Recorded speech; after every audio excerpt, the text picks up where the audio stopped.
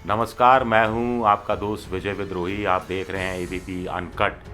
और हम यूपी में हैं, हापुड़ ज़िले में हैं, एक घर में हैं, एक गांव में हैं और एक संपन्न किसान के घर पर हैं और खाना मेज़ पर सजा हुआ है।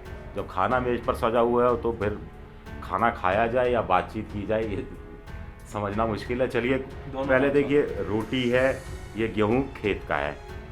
दाल है, ये जो दाल है ये खेत की है। ये जो सलाद कटा हुआ है, इसमें चाहे मिर्च हो, चाहे मूली हो, चाहे प्याज हो, चाहे खीरा हो, ये सब खेत का है। मट्ठा तो खैर खेत का है ही, तो सब कुछ खेत का है। और किसानों से हम बात कर रहे हैं। राजपाल जी हमारे साथ हैं, महेश जी हमारे साथ हैं। तो खेती करना कितना मुश्किल होता जा रहा है? खेती करना बहुत मुश्किल है। भराई के लिए डीजल महंगा है, दवाई महंगी है, खाद महंगा है, खाद में 5 किलो कम कर दिया, और जुताई महंगी है और मजदूरी महंगी है। किसान को खर्चा चलाना बड़ा मुश्किल हो रहा है। अगर किसी किसान को बाहर से कोई आमदनी नहीं है तो वो अपना गुजारा नहीं कर सकता, उसे ज़मीन बेचनी पड़ेगी। सरकार तो कह रही है, उन्होंने स्वामीनाथन आयोग की रिपोर्ट लागू कर दी है और जो लागत का 50% मुनाफा मिल रहा है एमएसपी पर। 1975 एमएसपी रेट है, बाजार में 1400 रुपये बिकता है गेहूँ। एमएसपी रेट 1975 है गेहूँ का और बाजार में 1400 जा रहा है किसान का। उसका गुजारा ही नहीं हो रहा। बहुत महंगा, मतलब जो अगर किसी को बाहर की आमदनी नहीं है, कोई साइड बिजनेस नहीं है, तो उसका काम नहीं चल सकता बगैर। तो फिर महेश जी, लगता है कि ये जो किसान संगठन कह रहे हैं कि एमएसपी को लीगल राइट घोषित किया जाए, ये आप भी इसके समर्थन में? इसके समर्थन में है।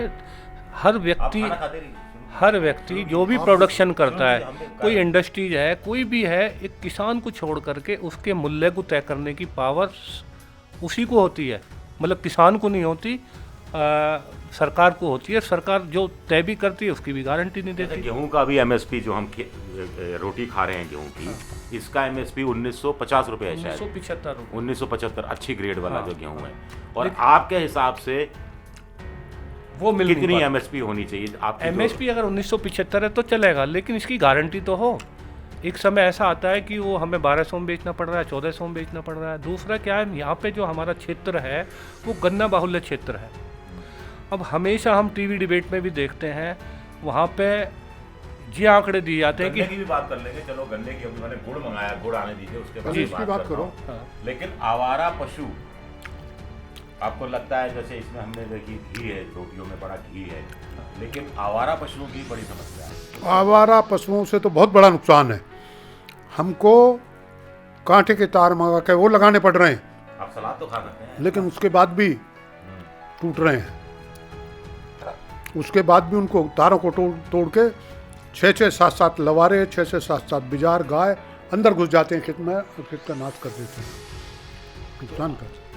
लागत सरकार जो गाय की बात करती है, गौ सेवा की बात करती है, ये सब आपको लगता है उनका राजनीतिक नारा है? बिल्कुल नहीं तो ये आवारा पशु जो गाय है, बिल्कुल गौशालाओं में ले जाए, उनकी व्यवस्था करे, सब्सिडी दे, उनको चारा दे। सड़कों पर अगर गाय फिर रही है मारी मारी, एक्सीडेंट का शिकार हो रही है या प्लास्टिक खा रही है, तो ये तो गाय पर ज्यादा अत्याचार है। बहुत अत्याचार है। लेकिन इसकी अगर जो इनकी जो गौशाला है उनमें भी जो है कोई खास वो नहीं है। इससे अच्छा है किसान को ही दे दिया जाए।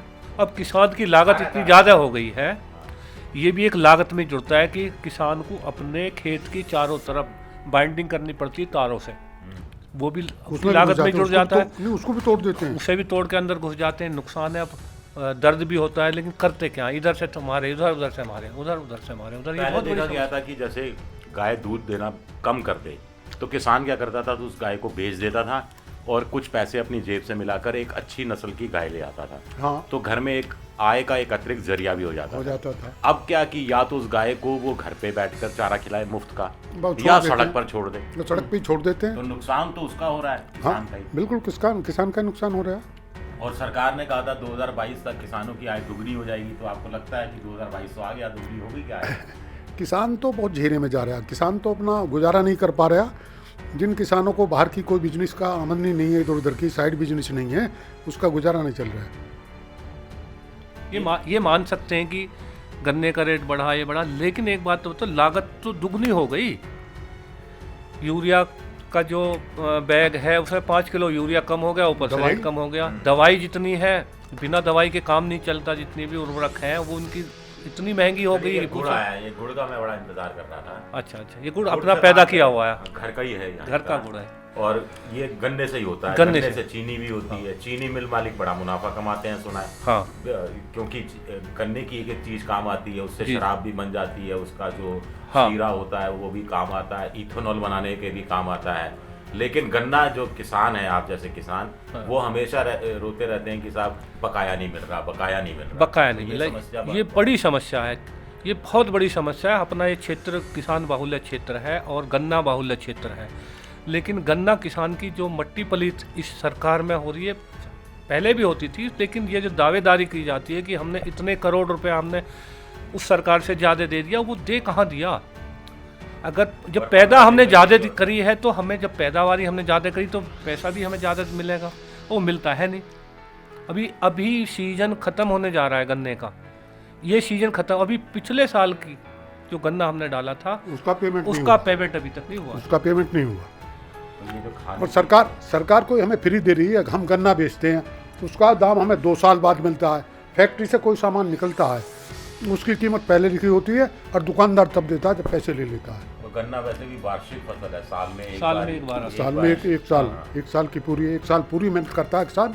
जब बारिश होती है, बिजली तड़कती है, उसमें काम करता है खेत में। उसका ना खाने का टाइम है, ना नहाने का टाइम है, ना उसका कुछ करने का, उसके लिए 24 घंटे किसी भी समय उसे करना पड़ता है। अच्छा, आप लोगों ने खत्म करते हैं हम, आप लोगों ने मोदी सरकार को देखा 7 साल से, उससे पहले 10 साल यूपीए मनमोहन सिंह कांग्रेस की सरकार को देखा। जी, जी। तो दोनों में से ऐसी कौन सी सरकार आपको लगी जिसने किसानों के भले के लिए ज्यादा काम किया हो?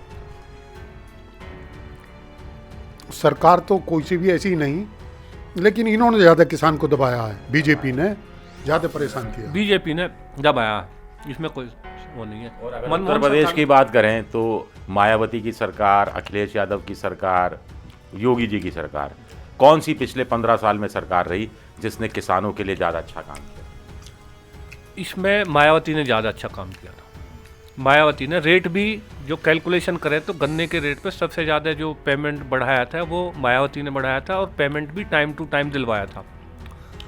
और रेट इसने भी बढ़ाए थे, मुलायम सरकार ने भी बढ़ाए थे। बीजेपी ने तो 10 रुपए बढ़ाए। बीजेपी ने अब इस बार बढ़ाया बस। बीजेपी ने इस बार 10 आखिरी साल में कुल मिला के शायद 35 रुपए बढ़ा, 25 रुपए। 25 रुपये, मतलब इस सरकार ने 35 रुपये बढ़ाया। आखिरी में एक सवाल, पॉलिटिकल सवाल, तो किसानों का ये गुस्सा है क्या वोट में ट्रांसलेट होगा योगी सरकार के खिलाफ या नहीं होगा?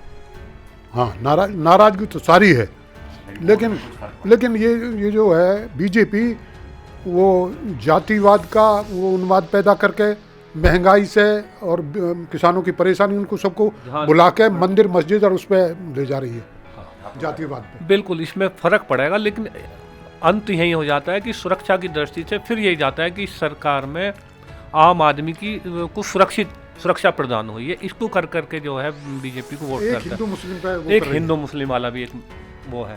हाँ, बाकी किसान के लिए कोई विशेष काम कुछ नहीं किया है। कुछ नहीं किया। चलिए, शुक्रिया। खाना खाते हैं अब, खाना बीच में काफी- ठंडा हो रहा है ये। चलिए, शुक्रिया आप सबका, बहुत बहुत शुक्रिया।